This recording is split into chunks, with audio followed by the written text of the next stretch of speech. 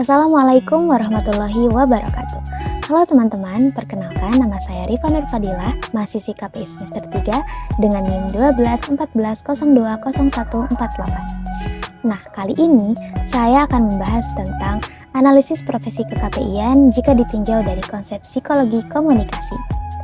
Sebelum kita bahas tentang analisis profesi ke-KPI-an dan konsep psikologi komunikasi, kita perlu tahu dulu nih, apa sih psikologi komunikasi itu?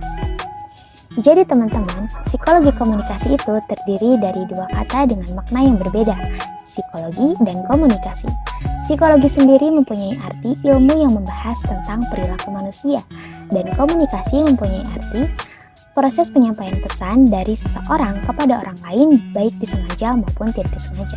Jadi, psikologi komunikasi bisa diartikan sebagai ilmu yang membahas lebih jauh tentang karakter dan komunikasi seseorang tanpa mengabaikan sisi psikologinya. Nah, profesi ke-KPI-an yang akan saya bahas hari ini adalah tentang seorang sutradara. Loh, kok sutradara bisa masuk ke profesi ke-KPI-an sih? Jadi, dalam jurusan komunikasi penyiaran Islam atau KPI, itu terdapat 3 ranah dalam pengembangan bakatnya. Yang pertama, ada ranah khitobah atau public speaking, yang kedua ada ranah kitabah atau writing, dan yang terakhir ada ranah i'lam atau broadcasting. Nah, sutradara ini masuk ke ranah ketiga, yaitu broadcasting.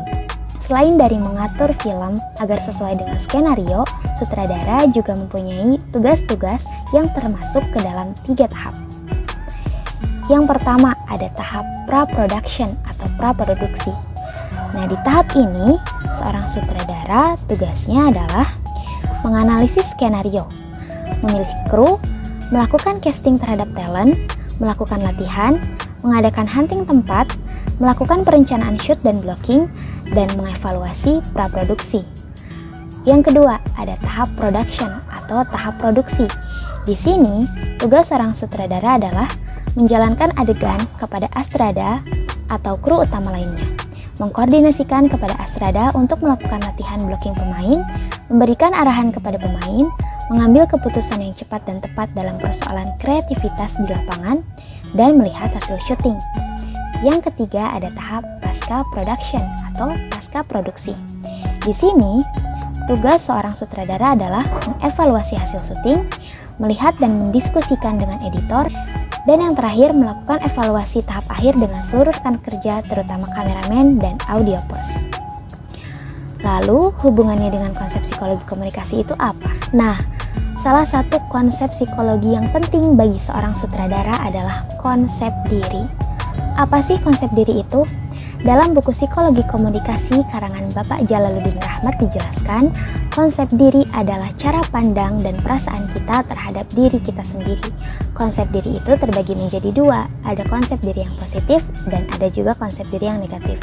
Seorang sutradara harus mempunyai konsep diri yang positif seperti positive thinking, disiplin, dinamis, kreatif, inovatif, dan lain sebagainya, sehingga film yang dihasilkan itu berjalan dengan baik. Selain itu, seorang sutradara juga harus memahami sisi komunikasi interpersonalnya, terutama dalam psikologi komunikatornya. Ada beberapa faktor yang mempengaruhi keefektifan seseorang dalam berkomunikasi. Kita ambil salah satu contoh, yaitu kredibilitas. Seorang sutradara harus mempunyai kredibilitas yang bagus, sehingga ketika dia mengarahkan kru dan talentnya dalam proses syuting, mereka yang diarahkan itu dapat menerima dan memahami pesan yang disampaikan sutradara tersebut. Dan film yang dihasilkan itu sesuai dengan apa yang diharapkan. Sekian, semoga bermanfaat.